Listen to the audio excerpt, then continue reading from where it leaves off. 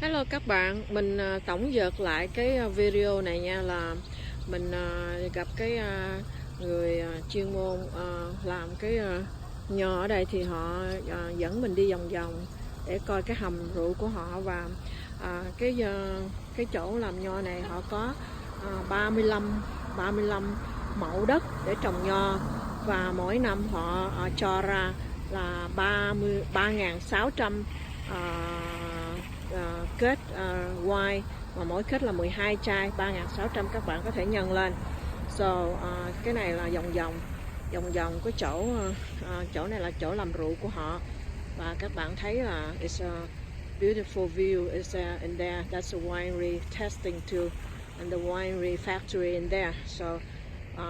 I will send you continue the video on that thing. Thank you. Bye bye. Oh, I forgot to tell you that it's 35-acre wine they have to plant the grape, and then they have a factory out every year. It's 36,000 case of wine to sell out in the store for a year, right, honey? Okay. So that's it. Thanks. Bye bye. Chào các bạn. Kim Ngân sẽ quay cho các bạn thấy ở trong cái phòng mà các bạn uống rượu, để các bạn thử uống rượu nha. Thì bây giờ Kim Ngân vô đây là cái chỗ này, là họ sẽ dẫn các bạn đi coi cái chỗ làm rượu của họ, và đây là nhà hàng, và đây là cái chỗ mà các bạn có thể mua rượu và uống rượu here của họ đó.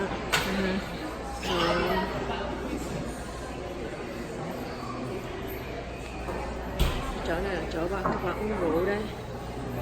Dear friend, this is the testing wine for this kind of winery here, and this hotel that we stay here. So look at how beautiful the decorate here. So this is all the wine here. You can buy it, or you can testing it before you buy. You drink it and then you buy it. It's nice table for idea. So this is all the wine that you can buy, and you're drinking. So, and I place here for you to sit and testing the wine. And this is all the souvenir thing that you can buy it. And look at that one here. It's a long time for that make a wine. And this is the award star, the award, and this is the vine. Cái này là cái gốc nho đó các bạn, cái gốc để mà trồng nho đó. Ok. Bây giờ mình nghĩ là tới giờ để mình đi rồi, thành ra là mình trở ra ngoài kia nha, mình trở ra ngoài. They ready? Ok. So chỗ này là bán, các bạn có thể mua những cái đồ ở đây. Ok. Các bạn.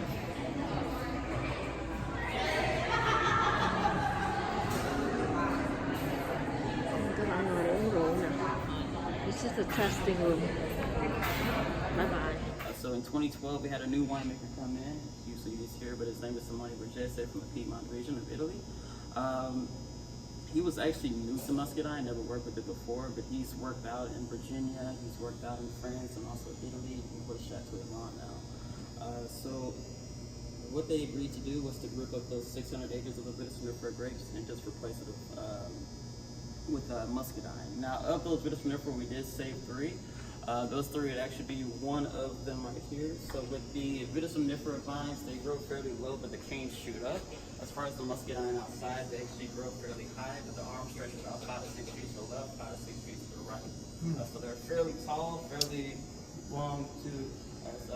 Like when it does stop raining outside, it's still beautiful. I'll take you all out to check it out.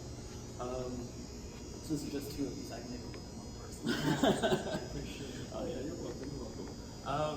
Now, as far as like the Muscadine can only grow in more tropical regions with that muddy clay, so that's why you can find it more like Florida, South Carolina, North Carolina, of course Georgia, Alabama, Mississippi, but in that southeastern region. You can't find it in California because it won't exist. You can't find it in Italy, and France, and Spain, nowhere else but just here. It just won't grow. Like the Vitivinifera grapes, when we did try them here, they actually started to develop a little disease called Pierce disease. Pierce disease actually comes from a grape called not a grape, a little bug called a glassy wing sharpshooter. That was a big problem in that recently, or the last couple of years, wasn't it? Now with the glassy wing sharpshooter, once it does sting the vines or so, or bites the vines, it actually starts to see like the little stripes on the leaves, which is coming from Pierce disease. So what this disease does is that it actually stops the grapes from producing. So you're going to kill the vines off in time. So that's what happens to the British for grapes outside. So the reason why they had to rip them out, and these, they don't really look too good anymore, even though they've been on the ground for a fairly long time. So with the British grapes now, we're pulling those out of California. We have different vineyards that we are buying grapes from. Woodland, California, Woodland, that's not my thing. like Woodland northern, Hills? like I think no, it's not. Like southern or eastern. Oh, okay.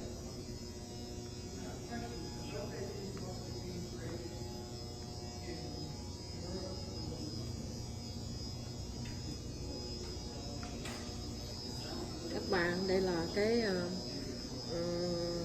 tour, tức là một cái bữa, một cái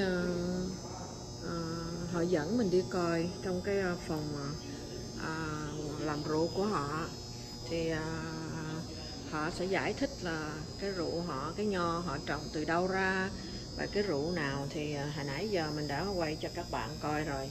Thì bây giờ mình dịch qua tiếng Việt là cậu ấy đang giải thích về cái nho của cái hãng này trồng nho như thế nào và làm rượu như thế nào và bao lâu họ ủ rượu như thế nào. Thì cái đó là anh chàng ấy đang nói tiếng Anh á, thì mình dịch qua tiếng Việt cho bạn nghe như vậy. Thì đây là cái hầm, những cái máy móc mà họ cất rượu vô, bỏ nho vô đây và họ ủ rượu. Và đây là những cái bình nho để ủ ra đây. Thì mình sẽ quay tổng dệt cho các bạn xem ở trong một cái hãng rượu như thế nào ở Atlanta, Georgia. Ok, cái rượu này thì chồng mình cũng không có crazy about much because he don't think it's cái loại mà ổng thích uống nha. Thì mỗi người có một ý thích khác nhau. Thì mình đang chia sẻ cho các bạn. Ok, bây giờ mình bắt đầu đi xuống.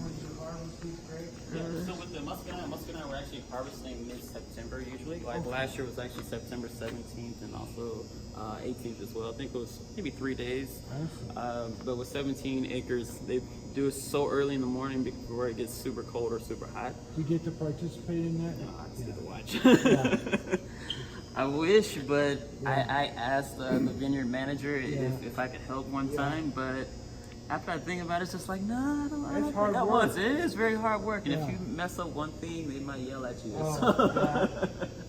Now, what they'll do is actually move all of these barrels out the way. They have plenty of space. Sometimes they'll move them outside too, or down in our cask room, which I think they're having a little event down there, so I'm unable to take you all down there. But they'll move these out the way. They actually have a forklift that will pick the half ton of grapes in and dump them into the auger. Now the auger has a large Archimedes screw in the middle, which will slightly want a half ton of grapes before it passes down to our destemmer. And can you guess what the destemmer does? Destem? Basically, yeah. Cái rượu, So cái máy để the mà destemmer bỏ will push nho vô the quay the vòng grapes cái one rượu way, đó. push the stems and also the leaves the other way. It's just the way it's designed, just to separate the two.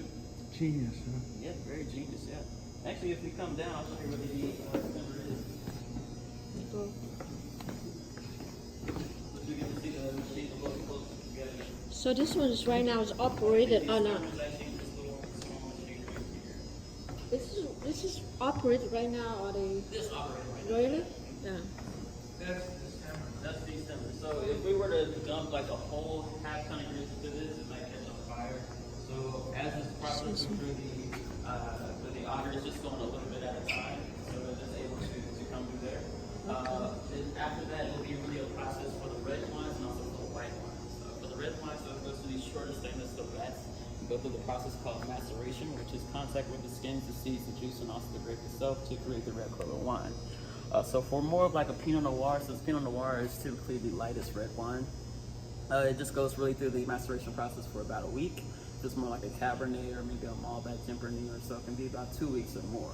So if I'm interrupting you and you're going to get to me at some different time, because I'm sure you have a process, but I'm fascinated by the thought that you said that you bring the grapes from California. Yeah. So I guess the season that they harvest, which is September, October, November. September, October, November. So that's what is the form of the grape that's physically mailed here? I mean, is it juicy and wet like it would be in?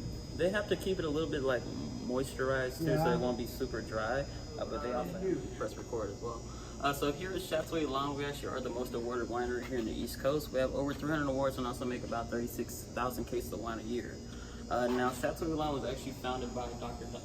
Donald Panos and also his wife Nancy Panos, they are the creators of the nicotine patch, Panos Motorsports, and also Chateau Ylan. So they are fairly worthy off of drugs, alcohol, and cars, but they used it in the right way. So with Dr. Panos and Nancy Panos, once they did come to Georgia back in 1981, they tried more muscadine grapes. Now with muscadine, you all familiar with muscadine? Yeah. Pretty much. If you typically are not, muscadine is really like an indigenous grape that's only found here in the southeastern region of the United States. It's about a grape that can be about the size of a golf ball, a really big skin grape. It's also a superfruit, so it is fairly healthy for you. Didn't know that either, tried research. Maybe I should go buy some of those preserves. No, yeah. It's can be sweet at times, depending, because with muscadine, it's actually about over 12 different varietals here that we have on site. They're more self-pollinated, so they act on the same flower. They just need irrigation system that we have hooked up on each vine row. After that, they'll just do the rest on their own. Muscadine has about 4 seeds inside. There's like a little jelly part in it too, but it's more of like I'll say like acidic sweet.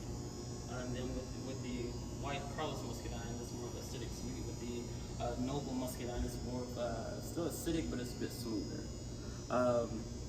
Now, once they did fall in love with the muscadine grapes, they wanted to start their own winery, which was actually Nancy Panos' idea. So 1984 is when Chateau Ylan was actually open to the public, but they didn't sell the first bottle of wine to about 1985, 1986. But instead of using muscadine vines, they wanted to use more of the vitis vinifera species, which is more like the Pinot Noir, the Cabernet. I know you said that you like Cabernet as well. Tempranillo, Sauvignon Blanc, Chardonnay, the list goes on, about 10,000 different varietals. Due to the climate and also the soil that we had here in Georgia, this one, the wines are nasty that you know. Just guests just didn't like them. It just wasn't Chateau Ylan quality that we were quite looking for.